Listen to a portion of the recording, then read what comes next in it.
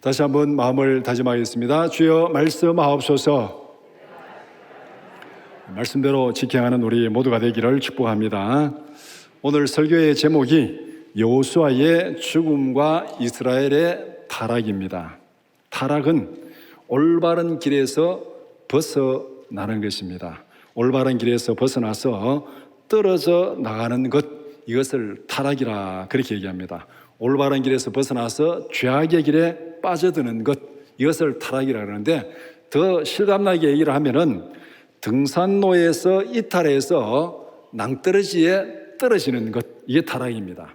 등산로 등산할 때 길을 이렇게 주위에 쳐놓고 이탈하지 마세요, 위험합니다, 표지판이 있는데 그 이탈하지 가지고 낭떠러지에 떨어지는 것, 이게 바로 타락입니다.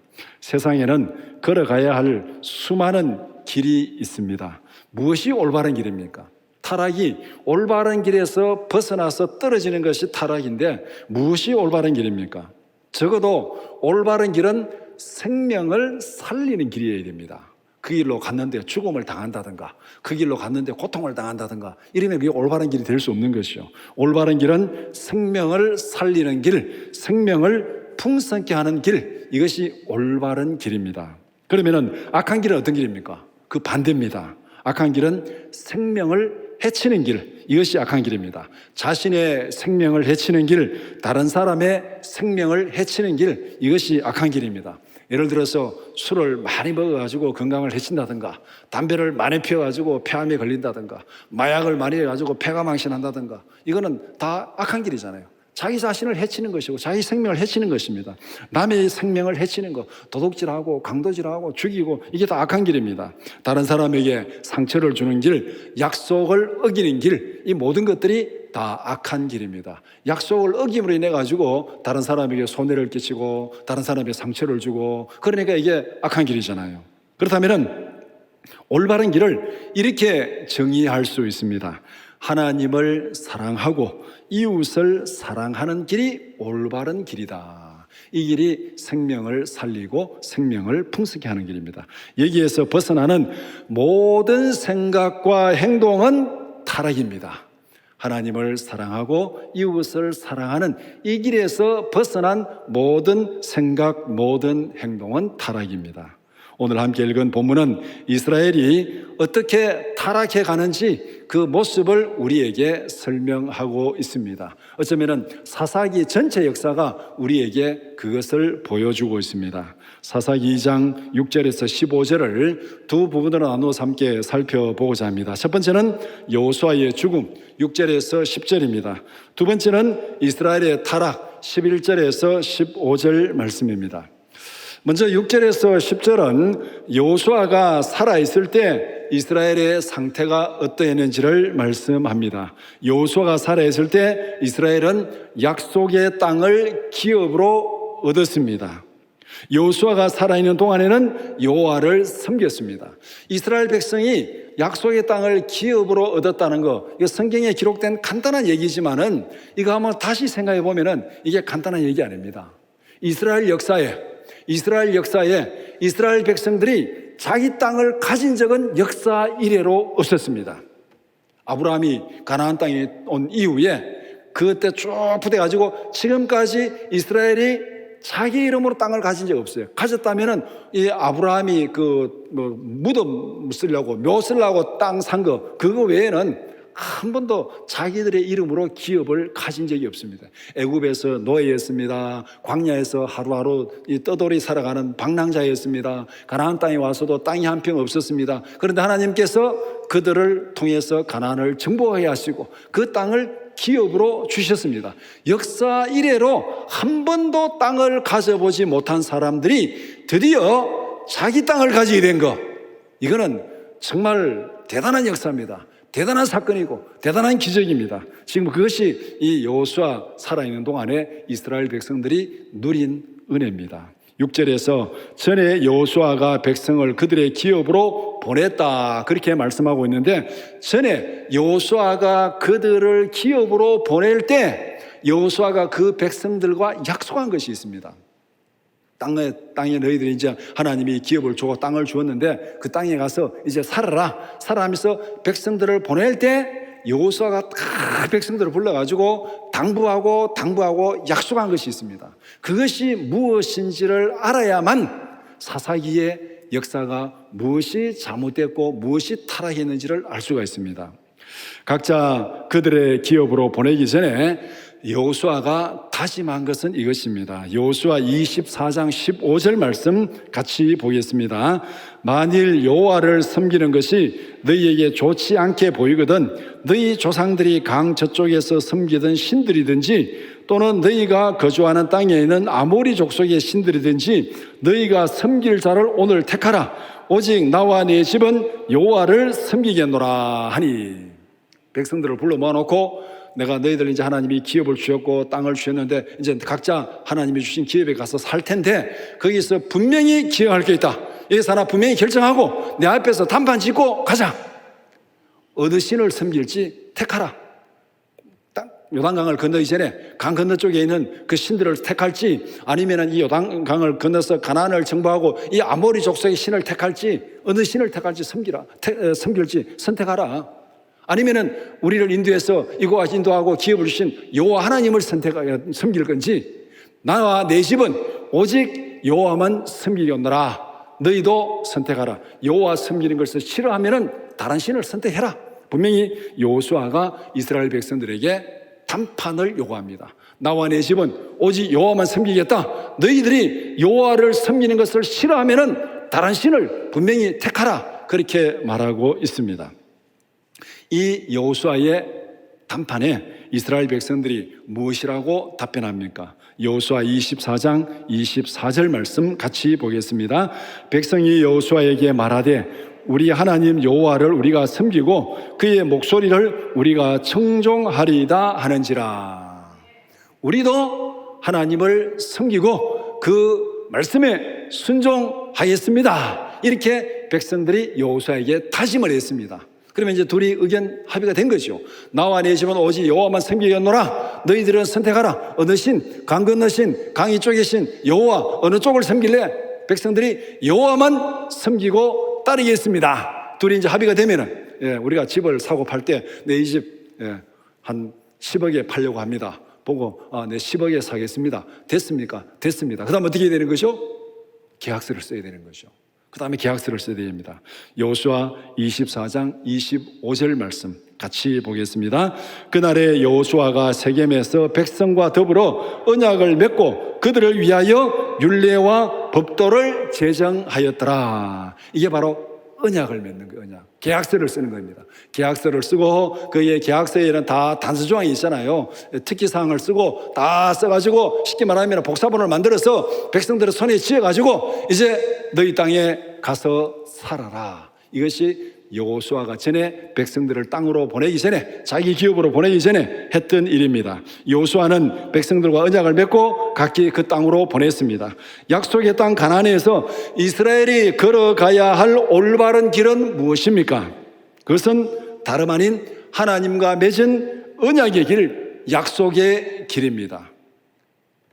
여호수아와 분명히 하나님 앞에서 약속하고 다짐하고 그렇게 언약을 세우고 각자 자기의 땅으로 갔잖아요. 그러면 그 자기의 땅에 가서 그들이 걸어가야 될 올바른 길, 그 길은 약속의 길, 언약의 길입니다. 이스라엘을 애굽에서 구원하시고 그 다음에 약속의 땅을 주시고 하나님과 맺은 그 언약을 지키는 것, 이것이 바로 이스라엘이 가나안 땅에서 걸어가야 될 올바른 길입니다. 언약의 길은 그들의 안전을 보장하고 생명을 풍성케 하는 길이었습니다. 역사 이래로 한 번도 자기 땅을 가져보지 못했는데, 한 번도 나라를 세워보지 못했는데 하나님의 은혜로 땅을 가지고 나라를 세우고 이 은혜로 언약의 길 따라오니까 이렇게 풍성해진 거예요. 땅을 가지고 나라를 세우고 이 언약의 길로 걸어오니까 하나님께서 이렇게 안전을 지켜주시고 생명을 풍성케 하시고 기업을 주시고 그렇게 하셨습니다.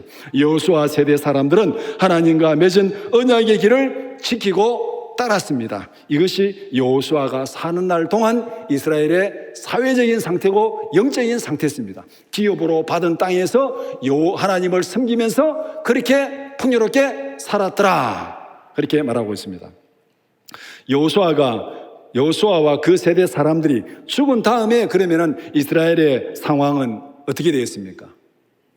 완전히 달라졌습니다. 10절에서 여호수아 다음 세대의 특징을 두 가지로 말씀하고 있습니다. 첫 번째는 그 후에 일어난 세대는 여호와를 알지 못했다.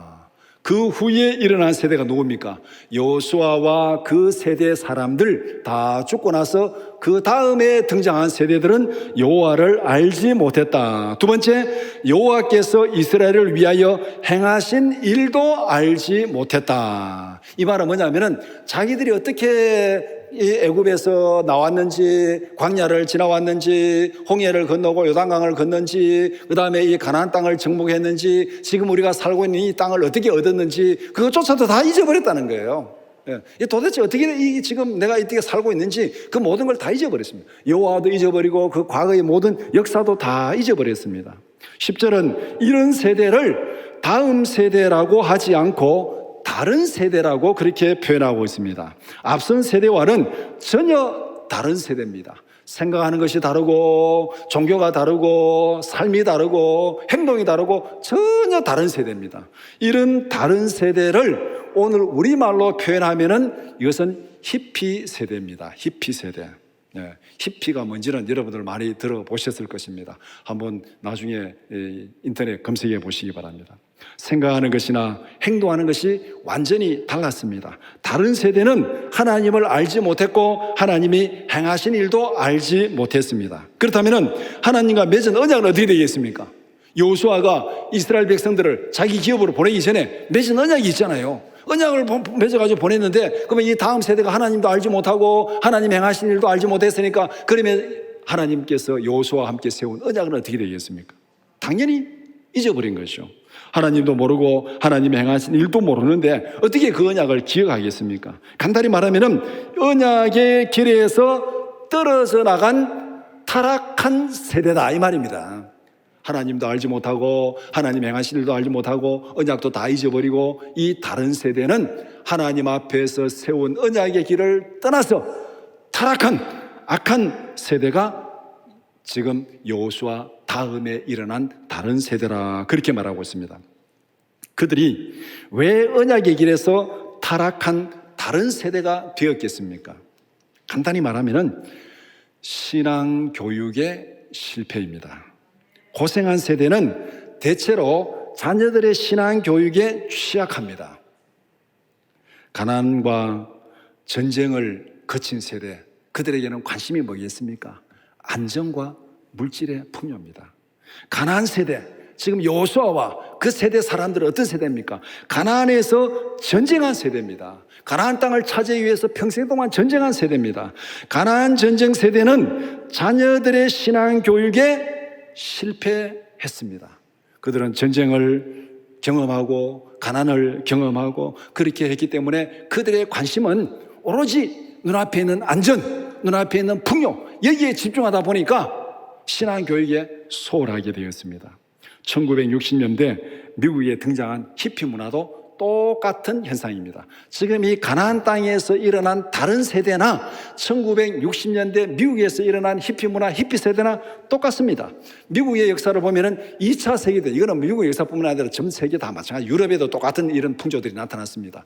2차 세계대전이 끝난 다음에 이 전쟁 세대는 굉장히 고난을 경험하고 죽음을 경험한 세대입니다. 그러니까 이 전후에 이 나라가 지금 막 부강하고 경제가 부강하고 그 다음에 등장한 세대, 히피 세대, 60년대 부모 입장에서 그 다음에 자녀들에게 나는 전쟁을 경험하고 가난을 경험했습니다. 그러면 자식에 대한 부모가 가지는 마음이 어떤 마음이겠습니까?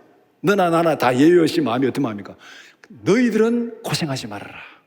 나는 고생했고 나는 전쟁을 경험했고 나는 가난을 경험했지만은 너희들만은 내가 고생시키지 않겠다. 너희들은 편하게, 너희들은 풍족하게 살아야지. 이것이 모든 부모가 가지는 공통된 마음입니다. 부모가 고생을 했고 전쟁을 거치면은 자식에 대해서는 이 마음을 다 가지고 있습니다. 그러다 보니까 눈앞에 보이는 풍요, 안전이 중요한 관심입니다. 거기에는 신앙교육은 뒤로 밀려버립니다. 이것이 이 미국의 60년대 일어난 히피 문화입니다. 제가 미국에 공부하러 갔을 때 그때 나이 든 아주 굉장히 은퇴를 앞두고 있는데 목사님이 얘기하는 걸 내가 들었습니다. 자기는 50년대 초반에 미국에 이민을 왔는데 1950년대는 이 필라델피아 거리에 나가면은 주일날 거리에 나가면 다 사람들이 성경을 끼고 다 교회 가는 모습이 그냥 그대로 다 눈에 들어왔다는 거예요. 그런데 60년대로 바뀌면서 주일날 도시에 나가면은 그런 사람들이 별로 찾아볼 수 없는 그렇게 바뀌었다는 거예요. 50년대와 60년대가 이렇게 달라졌다고 그분이 말씀합니다. 이게 뭐냐면은 다른 세대가 등장한 거예요. 히피 세대가 등장한 거예요. 전후 세대가 등장한 거예요. 한국의 히피 세대의 원조격인 1980년대 강남 오렌지족도 마찬가지입니다. 세대로 보면은 그 앞 세대는 6.25를 경험하고 산업화를 경험한 가난을 경험한 세대입니다. 그 다음에 등장한 세대, 물질의 풍요를 누리고 전쟁을 경험하지 못한 세대, 그 다음 세대는 어떻게 살아가겠습니까? 그 앞에 있는 거 다 잊어버리고 오로지 눈앞에 있는 풍요와 쾌락과 즐거움을 따라가는 세대, 이게 히피 세대입니다. 전쟁과 가난을 경험한 세대는 물질적 풍요에 집착한 나머지 신앙 교육에 대단히 취약합니다. 이것이 가나안 세대, 가나안에서 사사기에서 등장한 이 이스라엘의 위기고, 이것이 1960년대 경험한 미국의 신앙적인 위기였고, 오늘날 우리가 경험하고 있는 신앙적인 위기입니다. 사사기의 위기는 우리의 위기입니다. 전후 세대는 다 거의 공통적으로 이렇게 영적으로 타락합니다. 이유는 전쟁을 경험한 부모 세대가 물질의 풍요와 현실의 안정을 추구하는 데 집중한 나머지 신앙교육을 제대로 시키지 못했기 때문에, 여호수아 세대가 그랬고 2차 대전을 경험한 미국의 유럽의 세대가 그랬고 6.25를 경험하고 산업화를 경험한 오늘 한국의 우리 세대가 그러했습니다. 그래서 지금 사사기의 위기는 정말 강 건너 불구경하는 먼 역사의 얘기가 아닙니다. 오늘 우리 눈앞에 있는 얘기입니다. 다음으로 11절에서 15절은 타락한 이스라엘이 살아가는 모습을 설명합니다. 11절에서 13절은 타락한 세대의 특징은 언약을 떠나서 악을 행하는 것이다, 그렇게 말하고 있습니다. 이스라엘 자손들이 여호와의 목전에서 악을 행하여 우상을 섬겼다, 그렇게 말씀합니다. 우상을 섬기는 것이 왜 여호와 앞에 악을 행하는 것입니까? 우상을 섬기는 것하고 악을 행하는 것하고 이거 다를 수도 있잖아요. 그런데 성경은 분명히 딱 말합니다. 우상을 섬기는 것이 악을 행하는 것이다. 악은 바른 길에서 이탈한 길이 악입니다. 바른 길에서 이탈한 길이 악이에요. 그러면은 우상을 섬기는 것은 어디에서 이탈한 겁니까? 우상을 섬기는 것이 왜 여호와 앞에 악을 행하는 것인지 두 가지로 분명히 말할 수 있습니다. 첫 번째는 우상을 섬기는 것은 하나님의 은혜와 사랑을 잊어버린 배은망덕입니다. 하나님이 행하신 일도 알지 못했다. 그들이 어떻게 애굽에서 구원받고 어떻게 광야를 통과하고 어떻게 요단을 건너고 어떻게 지금 이 가나안 땅에서 이 기업을 얻게 되었는지, 하나님이 어떻게 그들을 지키시고 구원하시고 인도하시고 은혜를 주셨는지 그것을 다 잊어버렸어요. 잊어버리고 여호와를 섬기지 아니하고 우상을 섬기는 거예요. 그러니까 이건 하나님 앞에 배은망덕이죠. 이런 은혜를 입고도 하나님 은혜를 다 잊어버리고 배은망덕한 삶이 악한 길입니까? 선한 길입니까? 법을 다 떠나가지고 여러분들 인간관계에서 은혜를 입은 사람이 원수로 갚는다면 그게 악한 거예요, 선한 거예요? 말할 필요도 없습니다. 은혜를 원수로 갚는 건 악한 길이에요. 이스라엘 백성들이 하나님 앞에서 우상을 섬기는 것은 바로 이 악한 길이에요. 하나님 앞에 은혜를 원수로 갚는 이런 일을 지금 하고 있습니다. 두 번째, 우상 숭배는 하나님의 언약을 정면으로 부정하는 것입니다. 하나님의 언약이 무엇입니까? 앞에서 여호수아하고 다 언약을 맺고 그 다음에 균례를 만들고 법을 정해가지고 다 그렇게 보냈는데 그 언약의 핵심이 뭐예요? 언약의 핵심이 십계명입니다. 십계명의 제일 중요한 게 뭡니까? 1계명, 2계명, 다른 신을 두지 말고 다른 건 만들지 말고 다른 건 섬기지 말아라. 여호와 이외에 어떤 것도 섬기지 말아라.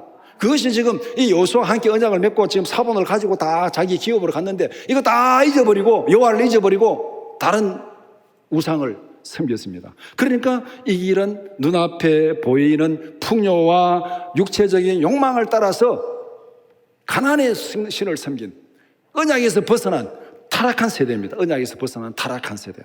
타락한 세대의 특징은 눈앞의 풍요와 육체적 욕망을 따라서 악을 행하는 세대입니다.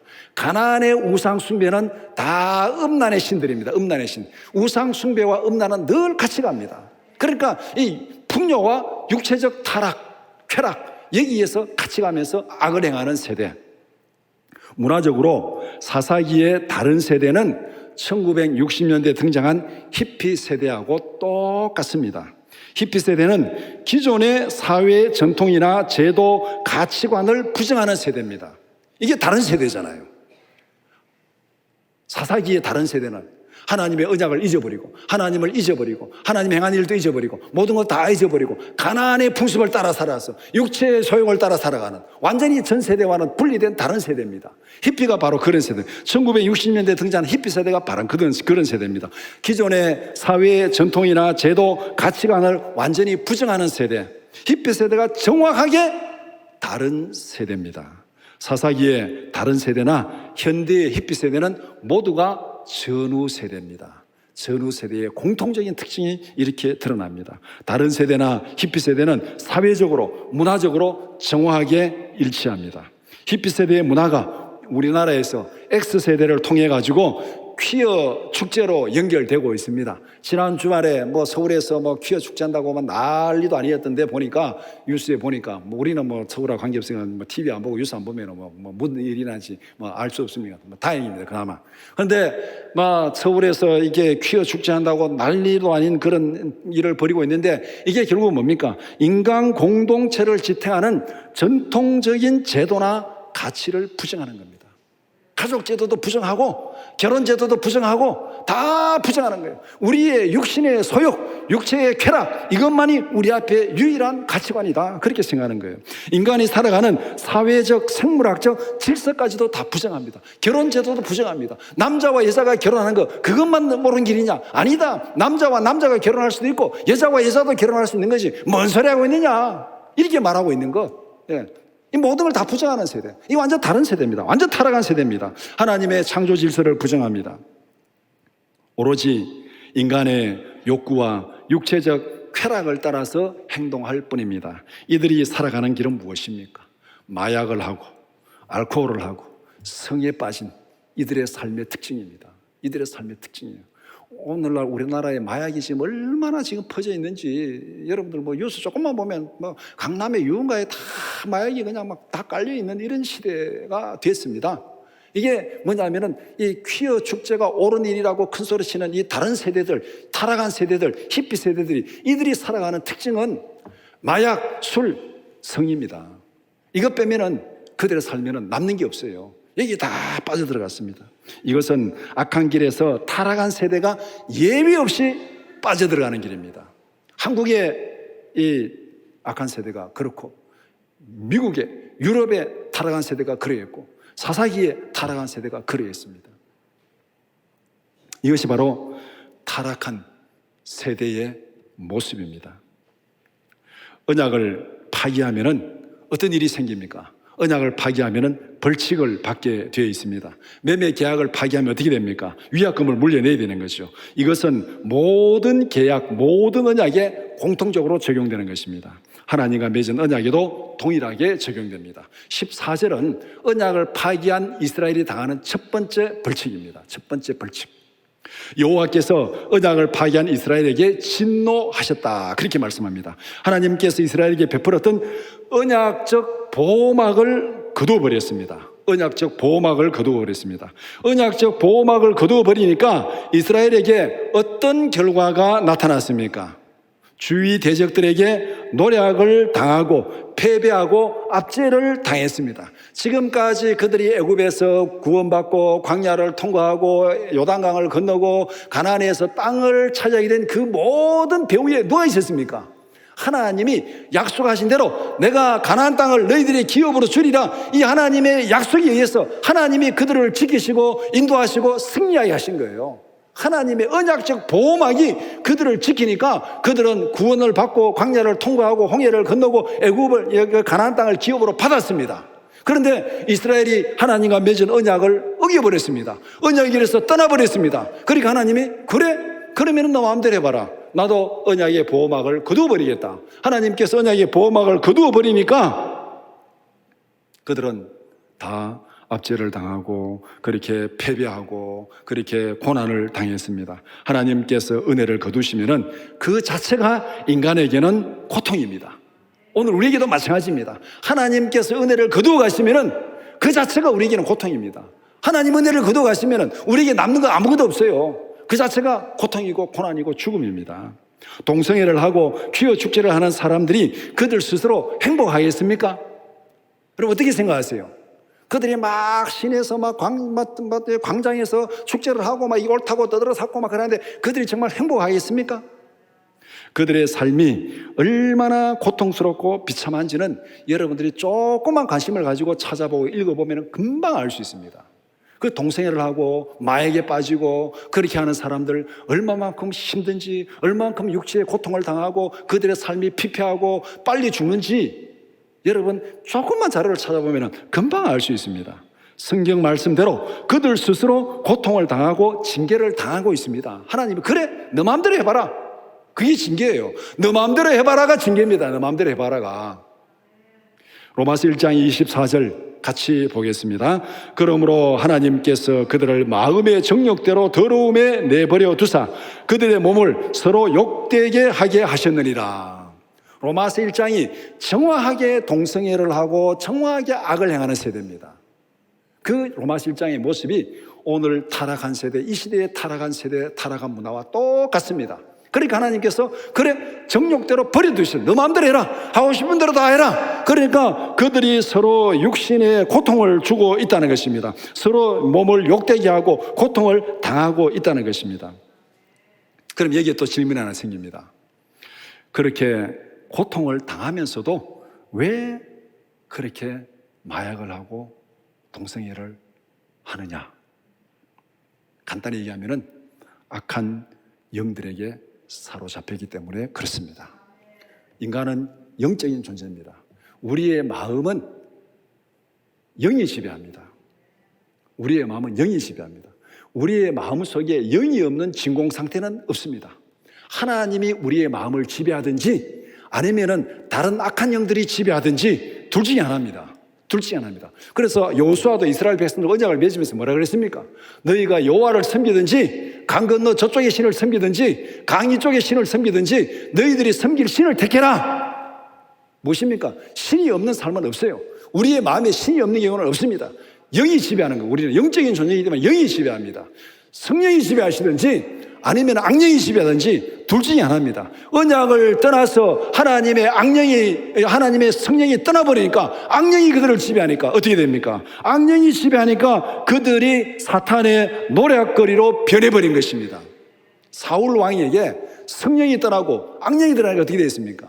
그가 고통을 당하고 결국 죽음의 길로 가는 거잖아요. 이스라엘 백성들이 성령의 인도함을 따라서 성령이 그들을 지배할 때 어떻게 되었습니까? 예전에는 가나안 사람들이 이스라엘 앞에서 간담이 높고 정신을 잃어버렸습니다. 그런데 이제는 어떻게 되었습니까? 언약에서 떠나버리고 하나님께서 언약적 보호막을 거두어버리니까 이스라엘이 노략거리로 변해져 버렸습니다. 언약의 길에서 타락한 결과가 바로 이것입니다. 언약의 길에서 떠나는 순간에 악령의 노략거리로 타락하는 거예요. 거기에는 그 자신이 고통을 당하고 그 스스로가 고통을 당하고 오늘날 수많은 사람들이 그렇게 고통을 당하며 불안하며 상처 가운데서 살아가고 있는 이 모습이 결국 뭐냐면 타락한 시대의 모습이고 악령의 노략거리로 살아가고 있는 모습입니다. 언약을 파기한 자들에게는 또 다른 언약의 벌칙이 가해집니다. 하나님은 언약을 파기한 이스라엘에게 은혜를 거두었습니다. 뿐만 아니라 언약적 징계를 가합니다. 15절은 두 번째 하나님께서 징계를 가하는 내용입니다. 하나님께서 이스라엘에 내린 언약적 징계를 말씀합니다. 언약에 기록된 대로 가는 곳마다 재앙을 내리십니다. 가는 곳마다 고통을 당하고 억압을 당하고 압제를 당합니다. 그래서 15절에 보면은 하나님께서 그냥 벌을 내린 게 아니고 말씀한 대로 맹세한 대로 그들이 말씀한 대로 맹세한 대로 이게 뭡니까? 약속한 대로 언약에 기록된 대로 언약서의 계약서의 특기사항대로 그들이 그렇게 하고 맹세했으니까 그 언약서 계약서에 기록된 대로 하나님께서 그렇게 벌칙을 가한다는 겁니다. 하나님께서 이스라엘과 맺은 언약적 은혜와 징계는 무엇입니까? 계약서를 봐야 되잖아요. 계약서를 봐야 되는데 간단하게 두 군데만 한번 봅시다. 신명기 28장 7절 말씀 같이 보겠습니다. 여호와께서 너를 대적하기 위하여 일어난 적군들을 내 앞에서 패하게 하시리라. 그들이 한 길로 너를 치러 들어왔으나 내 앞에서 7길로 도망하리라. 이것이 하나님께서 이스라엘에게 주신 은혜입니다. 은혜.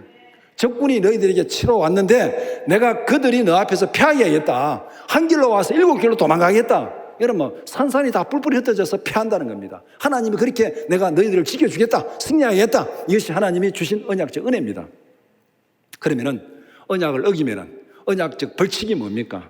신명기 28장 25절 말씀 같이 보겠습니다. 여호와께서 내 적군 앞에서 너를 패하게 하시리니 내가 그들을 치러 한 길로 나가서 그들 앞에서 7길로 도망할 것이며 내가 또 땅의 모든 나라 중에 흩어지고. 정반대잖아요. 너가 적군을 치러 한 길로 갔는데 그 앞에서 너희들이 패배하리라. 한 길로 갔다가 7길로 도망치리라. 그리고 적군의 땅에 뿔뿔이 흩어지리라. 포로가 되고 노예가 되고 그렇게 된다는 겁니다. 정확하게 반대입니다. 이것이 언약적 징계입니다. 하나님께 순종하면 내가 너희들을 적군에서 이기게 하고 하나님께 불순종하면 내가 너희들로 하여금 패하게 하리라. 이게 언약적 은혜고 언약적 징계입니다. 하나님께서 언약대로 징계를 내렸습니다. 그래서 이스라엘 백성들이 노략당하고 약탈당하고 압제당하고 그렇게 했습니다. 하나님께서 언약대로 이스라엘에게 징계를 내리는 이유가 무엇입니까? 하나님께서 속이 좁아서 신경질 나가지고 복수하는 것입니까? 그렇지 않습니다. 언약을 기억하라는 겁니다. 언약대로 징계를 내려야 타락한 세대는 고통이 따라야 뭐가 잘못됐는지 돌아보게 됩니다. 담배를 많이 피우는 사람이 아무리 담배 끊으려도 담배 안 끊어요. 그런데 병원에 갔더니 폐암입니다. 왜 폐암 걸렸습니까? 원인이 뭡니까? 담배 피우죠. 예, 담배를 많이 피우고 그렇습니다. 그러면 돌아봅니다. 그러면 돌아봐요. 하나님께서 언약을 어기고 타락한 이스라엘에게 징계를 가하는 이유가 무엇입니까? 벌을 주기 위한 게 아니에요. 어디서 잘못됐는지, 어디서 벗어났는지, 어디서 타락했는지 돌아보라는 겁니다. 돌아보고 은혜의 길로, 은혜 안으로 다시 돌아오라고 하나님께서 징계를 주는 것입니다. 고통의 길, 죽음의 길에서 돌아서서 은혜 안으로 돌아오라는 것입니다. 사사기에서 반복되는 징계는 하나님의 간절한 부르심입니다. 이스라엘 백성들이 이 세상의 풍요에 눈앞에 보이는 가난한 사람들의 풍요에 거기에 현혹되어 세상의 문화에 현혹되어가지고 그리로 따라갑니다. 따라가면은 하나님께서 고통을 줍니다. 고통을 주니까 그 다음에는 또 하나님 앞에 회개하고 돌아옵니다. 이게 수도 없이 반복됩니다. 수도 없이 반복돼요. 왜 하나님께서 계속 징계를 주십니까? 그 길은 죽음의 길이야. 그 길은 고통의 길이야. 그 길로 가면 안 돼. 하나님께서 계속 경고하시는 것입니다. 그래서 사사기에 반복되는 징계는 하나님의 간절한 부르심입니다. 고통의 길, 죽음의 길로 가지 말고 언약의 길로 돌아오라는 하나님의 부르심이 오늘 이 본문에서 하나님이 징계하는 것이고 사사기에서 계속 징계하는 이유가 계속 돌아오라고 그렇게 간절히 부르는 하나님의 음성입니다. 말씀을 정리해 봅시다. 사사기의 전체 메시지는 하나님의 부르심입니다. 타락의 길에서 언약의 길로 돌아오라는 부르심입니다. 고통과 죽음의 길에서 은혜와 생명의 길로 돌아오라는 부르심입니다. 타락은 언약의 길에서 벗어나서 죽음의 길로 가는 것입니다. 구원은 죽음의 길에서 생명의 길로 돌아오는 것입니다. 죄악의 길에서 언약의 길로 돌아오는 것이 구원이고 회복입니다. 하나님께서 타락한 길로 가는 이스라엘을 징계하는 이유는 간단합니다. 타락의 길은 죽음으로 가는 길이라고 경고하는 것입니다. 죽음의 길에서 돌아서서 생명의 길로 오라고 간절히 부르는 것입니다. 예수님은 이렇게 말씀합니다. 이런 모습을 요한복음 10장 10절 말씀 같이 보겠습니다. 도둑이 오는 것은 도둑질하고 죽이고 멸망시키려는 것뿐이요 내가 온 것은 양으로 생명을 얻게 하고 더 풍성히 얻게 하려는 것이라. 생명을 풍성히 하는 길이 선한 길이고 생명을 해치는 길이 악한 길입니다. 그러면은 동성애를 하라고, 마약을 사라고 그 말하는 사람들이 생명을 풍성케 하는 겁니까? 생명을 해치는 겁니까? 마약을 하면 어떻게 되는지 다 알고 있습니다. 동성애 하면 어떤 병이 걸리는지 다 알고 있습니다. 어떤 고통을 당하는지 다 알고 있습니다. 그런데 왜 그 길을 하라고 하고 있습니까? 이게 도둑이에요, 도둑. 이게 도둑입니다. 도둑이 압제를 당해서 도둑의 노랫거리가 되고 있는 거예요. 도둑이 온 것은 죽이고 멸망시키고 약탈하기 위해서 온 것입니다. 오늘날 많은 사람들이 이 악령, 도둑, 공중권세 잡은 악한 영들이 잡혀가지고 이런 악한 길로, 타락의 길로, 죽음 길로, 고통 길로 가는 거예요. 예수님이 이 땅에 오신 이유가 뭡니까? 그 도둑에게 착취당하고 약탈당하고 고통당하는 그들을 구원해서 생명을 풍성하게 하기 위해서 예수님이 이 땅에 오신 겁니다. 요한복음 14장 6절 말씀 같이 보겠습니다. 예수께서 이르시되 내가 곧 길이요 진리요 생명이니 나로 말미암지 않고는 아버지께로 올 자가 없느니라. 언약의 길, 생명의 길에서 결코 떠나지 않는 우리 모두가 되기를 축복합니다. 세상의 어떤 유혹에도, 세상의 어떤 풍요에도, 세상의 어떤 거짓에도 결단코 언약의 길을 떠나지 않는 우리 모두가 되기를 축복합니다. 우리는 하나님을 사랑할 뿐만 아니라 자식을 사랑합니다. 진짜 자식을 사랑한다면 자식들에게 무엇을 물려주어야 되겠습니까? 전쟁을 경험한 세대, 가난을 경험한 세대, 자식들에게 무엇을 물려주기를 원합니까? 너희들은 고생 안 시키겠다. 나는 고생했지만 너희들은 고생 안 시키겠다. 여기에 막 마음이 뺏겨가지고 자식에게 뭐를 물려줍니까? 언약보다 땅과 재산을 물려줘야 되겠습니까? 재산보다 언약을 물려줘야 되겠습니까? 사사기 역사는 우리에게 분명히 경고하고 있습니다. 땅을 물려주기 전에 먼저 하나님과 맺은 언약을 물려주라. 여호수아는 그렇게 했어요. 백성들을 다 세겜에 불러 모아가지고 언약을 주고 그 다음에 기업으로 가라 그렇게 했습니다.